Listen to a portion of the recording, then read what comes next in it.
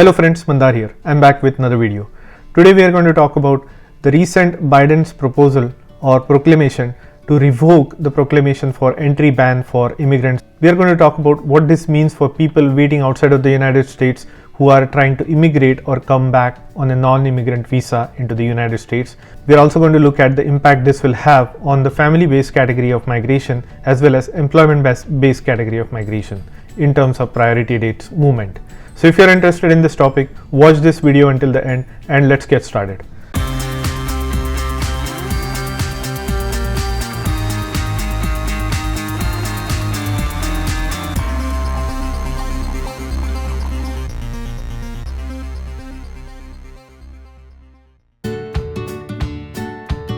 If you are here for the first time, welcome. My name is Mandar and I make immigration related videos for US and Canada. I'm not an immigration lawyer, but anything that I say on this video or on my channel is for information purpose only. And for your specific immigration need, you should hire a competent immigration lawyer. Now last year, as you may remember, the previous administration had put travel ban or entry ban for immigrants and non-immigrants. So basically they had stopped giving green cards and stopped issuing non-immigrant visas such as H1 or L1 from outside of the United States. So there were people who were stuck outside who were eligible for a green card or application for a green card, as well as who were eligible for H1 or L1 visa, but they were just not able to get it because of this proclamation. Now, after the new administration took power, they first rescinded the travel ban on 7 Muslim majority nations. But yesterday, as of February 24th, the Biden administration made a proclamation to revoke the proclamation of 10044. So on the whitehouse.gov site, here is what the proclamation looks like. It says a proclamation on revoking proclamation 10044. Essentially, it's the suspension of entry imposed on the proclamation 10014 on April 22nd of last year, 2020. They are rescinding it. Basically, the suspension of entry of immigrants who present a risk to United States labor market has been rescinded. So what does this really mean?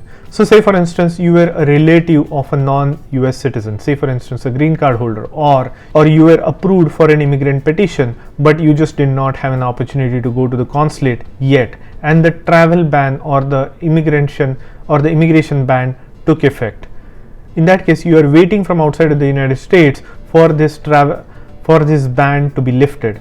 Now this ban was initially only until December end or December 31st of 2020, but President Donald Trump extended the ban until end of March.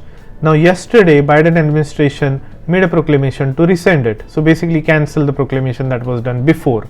So this means now you can take an appointment at the consulate. So now what this means is now you can start looking at the consulate website, take an appointment and go for your stamping or immigrant visa and come back to the United States. So this is what you can start doing immediately. As you can imagine, almost 120,000 of the family-based immigrant visas were not issued because of this ban.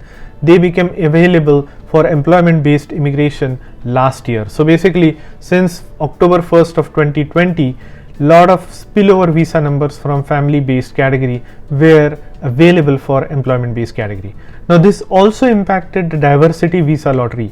So basically the way that works is, if you are selected in the diversity visa lottery program, then you have 6 months to do the full application, and if you are not able to do that, then your lottery expires. Now this was set to expire very shortly, and there were some lawsuits that were filed, and it could be a result of that as well. Now those lottery winners can still apply for their permanent residency because this ban has been lifted. Now also all those non-immigrant visa people such as H1B or L1B people who went out of country and were unable to return because they were not essential workers or they had no significant others stayed back in the United States with H or L status. Those people were also stuck outside of the United States.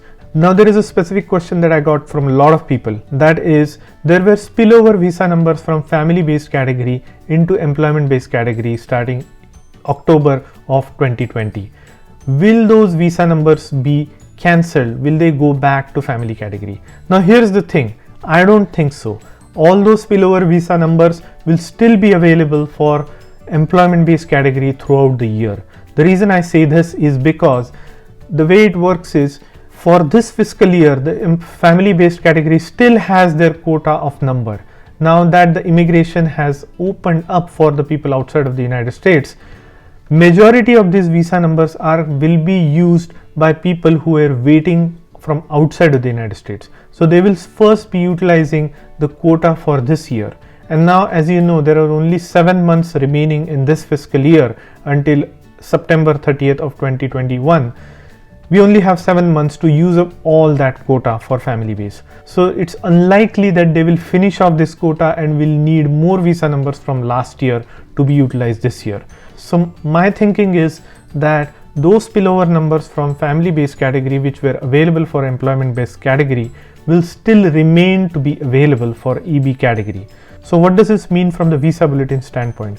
From the visa bulletin standpoint, what it means is we have seen those available visa numbers from family category go from EB4 to EB5 and EB1, which we have seen a lot of progression for countries like India and China. EB1 is almost close to getting current. Those visa numbers leftovers will start becoming available for EB2 and EB3. We already started seeing a lot of improvement in the movement of the priority dates for EB2 and EB3 for India this month in March visa bulletin, and now I expect that to continue throughout the remainder of this year. So don't expect any changes. The visa numbers from last year's visa number from previous spillover last year will still continue to be available for EB2 and EB3, and we will see months of progression for EB2 and EB3 India. Coming back to the family based category, now that the immigrant visas are being issued at the border, they will start to utilize those visa numbers. They still have a big pool, but there is also a lot number of people who are waiting. So those visa numbers are expected to get used up pretty fast. So what I am expecting is, although those spillover visa numbers were available from last year to this year for EB category, for the next fiscal year 2022, which starts from October, don't expect to see a lot of visa numbers from family category to spill over into employment based category. So you might see a little bit of a slowdown in progression of the dates towards the middle or end of the year for EB2 and EB3 category. Now remember, a lot of people were also waiting on H and L status to come into the United States. Those people will also be entering into the green card pool. Expect that there will be a ton of applications coming in for green card EB category as well. So although the priority dates throughout this year for EB2 and EB3 will move a little bit faster, they may again slow down towards September and October timeframe of this year. So that is just my speculation. We will see what happens. But all in all, this is a good news for a lot of people who were stuck outside of the United States waiting for their immigrant visa. So I hope you got value out of this video. If you did, please hit the like button and consider subscribing to my channel. And I will see you in the next one.